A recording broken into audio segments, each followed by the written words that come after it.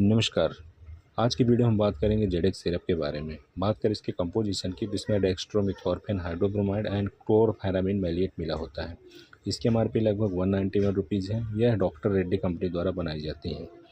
ZX syrup का use हम तब करते हैं जब किसी व्यक्ति को सूखी खांसी, गले में खराश या बलगम बाहर ना आ रहा हो, तो उस दौरान जेडेक्स सिरप बहुत ही हेल्पफुल होता है और एक अच्छा रिजल्ट देता है।